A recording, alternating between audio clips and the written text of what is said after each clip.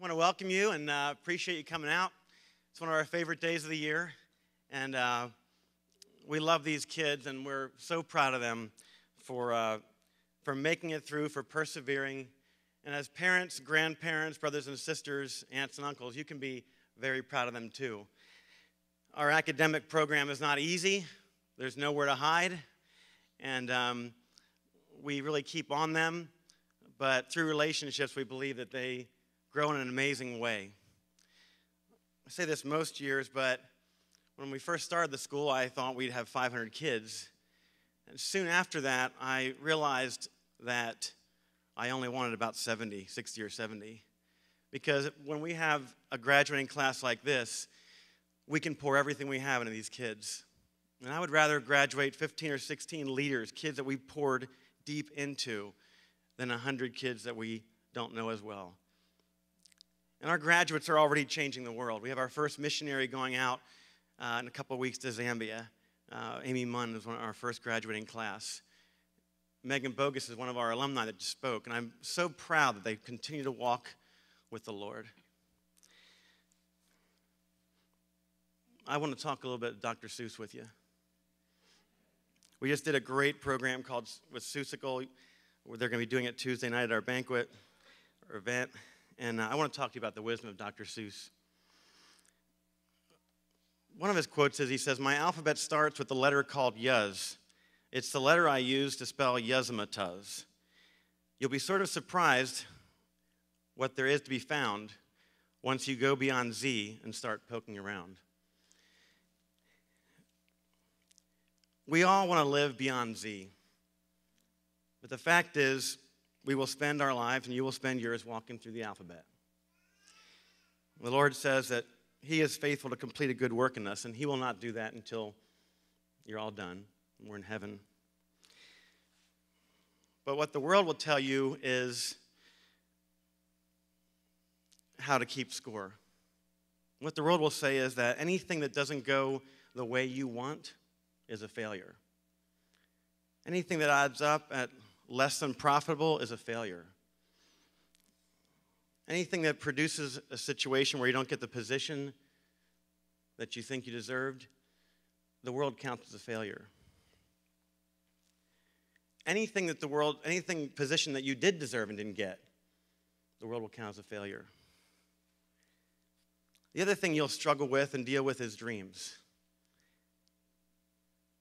Dreams are presumptions upon God. As a culture, we watch a lot of Disney movies, and we want to follow our dreams. And I am here today to crush your dreams. I get the whole thing about dreams, but let me tell you what happens a lot of times with dreams. Dreams are our presumption of what's going to happen in our lives. Very few people have dreams of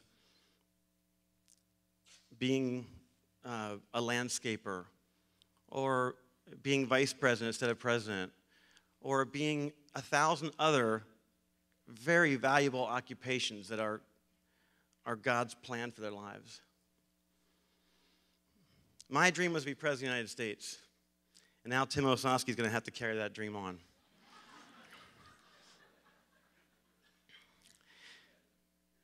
So, it's easy for me to look and say, well, I've never reached my dreams. Because I wouldn't have expected when I was 18 or 20 or graduating from high school that I would end up here in a little office they use to tutor to and everybody uses. But I've come to the conclusion that this is a dream that God planted, and I just didn't know it.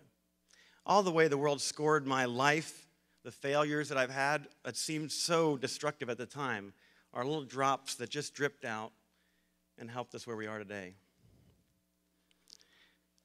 Dreams, so many times, are about us being rich and famous. They're almost all the time about that. And so many times when we don't reach those, we consider ourselves a failure. And many men and women walk around their whole lives thinking about what could have been.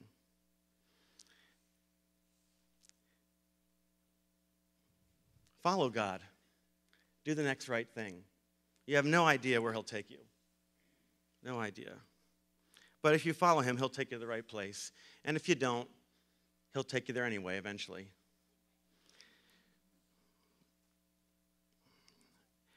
success, the way the world scores, it will garner you kudos and personal acclaim and riches, maybe. But the redemption of the shrapnel of your broken dreams is what produces the character that creates true success.